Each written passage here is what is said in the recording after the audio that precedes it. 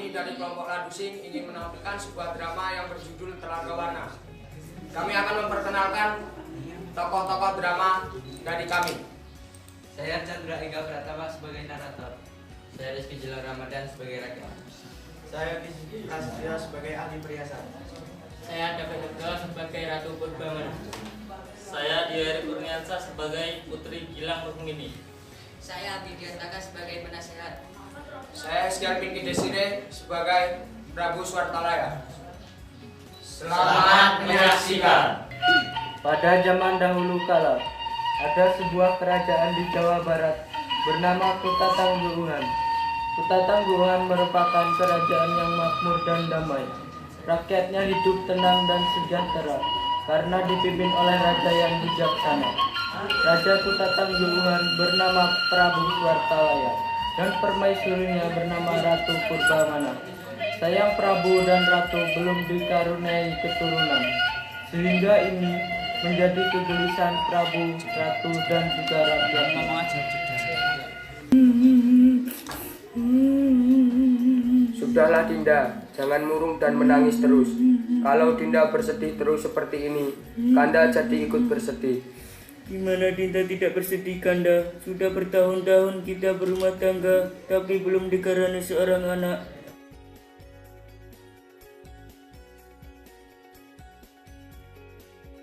Baginda, supaya Ratu Purbamana tidak sedih terus, bagaimana kalau mengangkat seorang anak saja Baginda?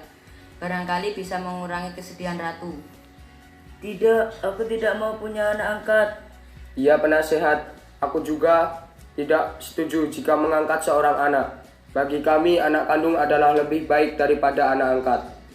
Tapi Baginda, Tidak ada tapi, sebaiknya sekarang kau keluar dulu penasehat. Saya ingin bicara dengan Ratu.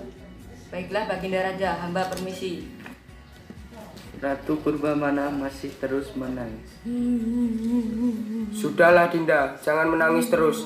Kanda akan berusaha lagi. Kanda akan pergi ke hutan untuk bertapa agar kita cepat dikaruniai seorang anak. Jika memang Kanda harus pergi ke hutan untuk bertapa, baiklah Kanda. Dinda akan turut berdoa. Hati-hati Kanda.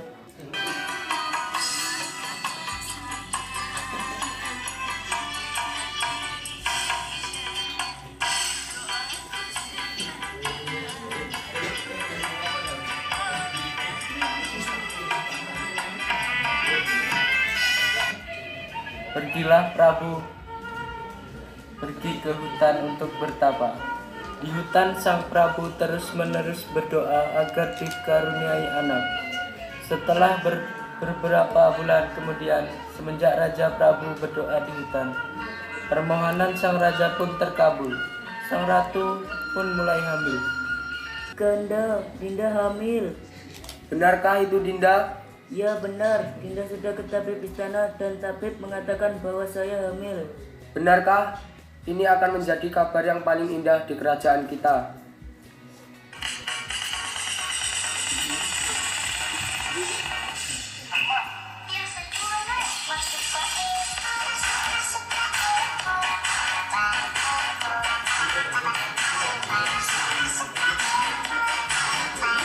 Setelah 9 bulan lamanya Ratu mengandung, Ratu pun melahirkan seorang putri yang sangat cantik.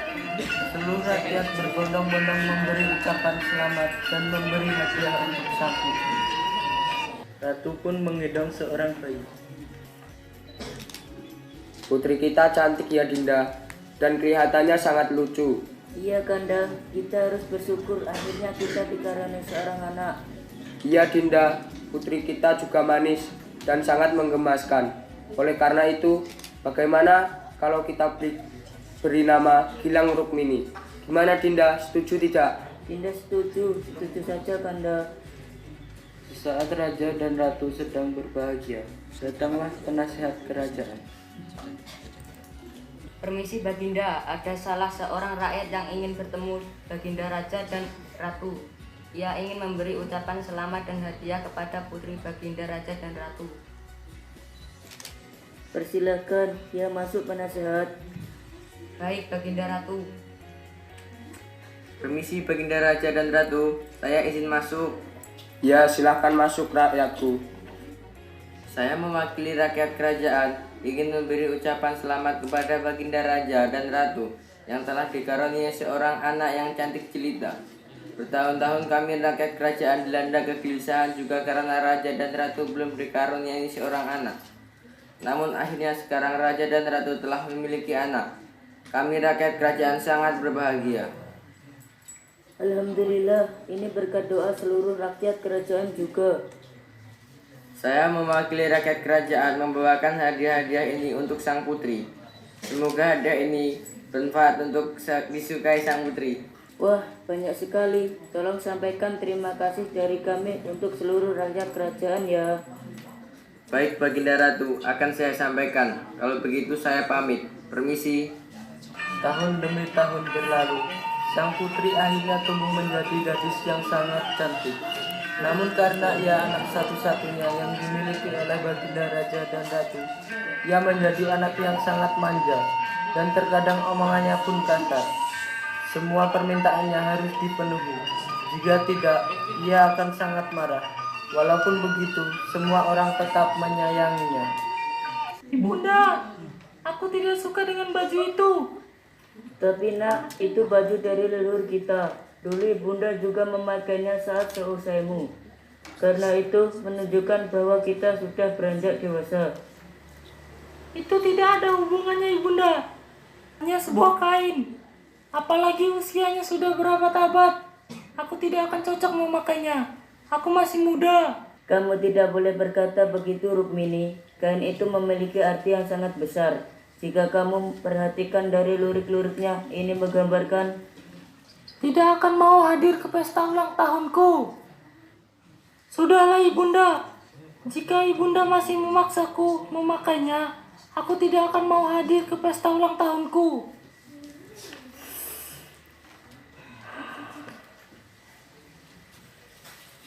Akhirnya ibunda pergi juga. Aku sudah bosan mendengar semua perintahnya. Nasihat, pokoknya jika ibunda datang, jangan kau bukakan pintu untuknya.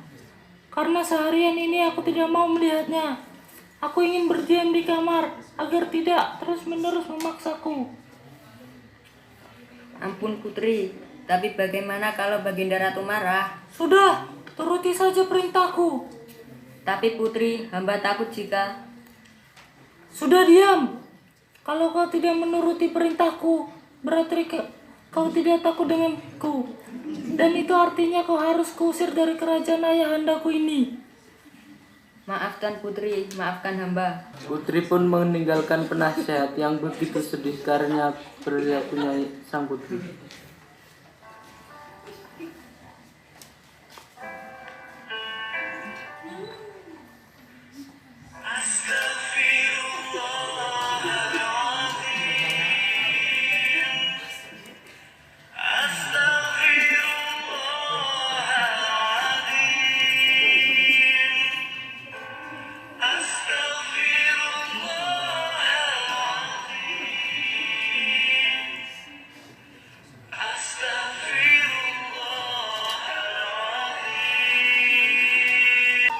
Dalam beberapa hari, putri akan berusia 17 tahun. Para rakyat berbondong-bondong pergi ke kerajaan. Mereka membawa aneka hadiah yang sangat indah. Prabu mengumpulkan hadiah-hadiah yang sangat banyak itu, lalu menyimpannya dalam ruangan istana. Prabu mengambil sedikit emas dan permata, lalu pergi ke tempat ahli perhiasan. Permisi. Membuka pintu lalu terkejut. Baginda Raja, ayo silahkan masuk Baginda. Ya, terima kasih. Ada keperluan apa Baginda datang kemari? Apa ada yang bisa hamba bantu untuk Baginda Raja? Aku ingin meminta tolong. Bisakah kamu membuatkan kalung yang paling indah untuk hadiah ulang tahun putriku tercinta? Tentu saja Baginda.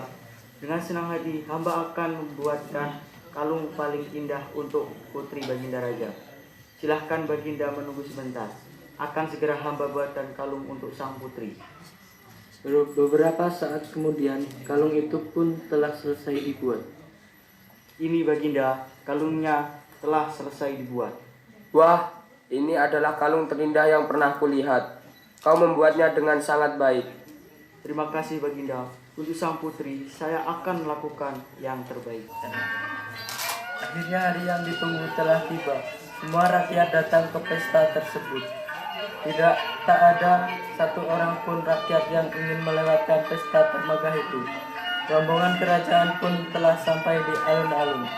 Semua pandangan rakyat pun tertuju ke arah sang putri.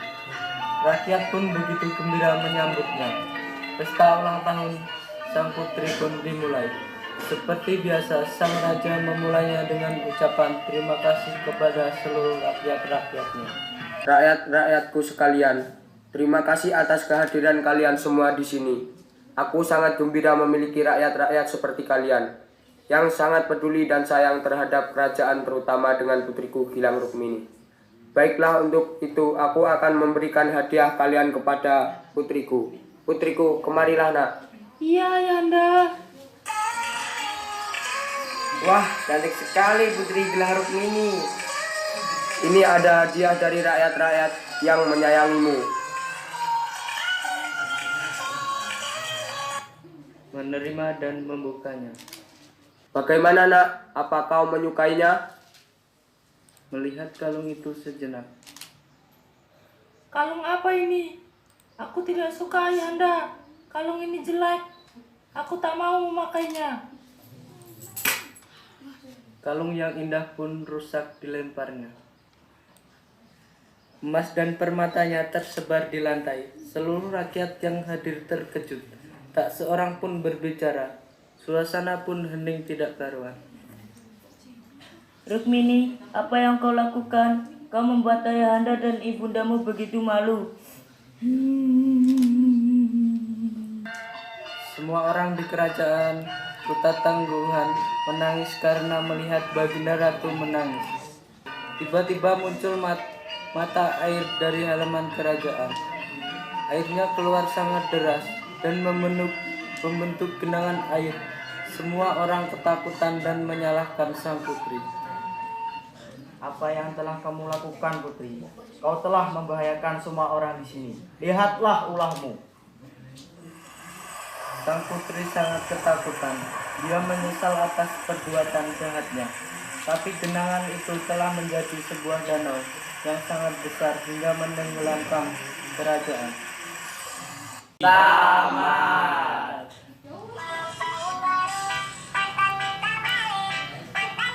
Pesan dan kesan untuk kita semua.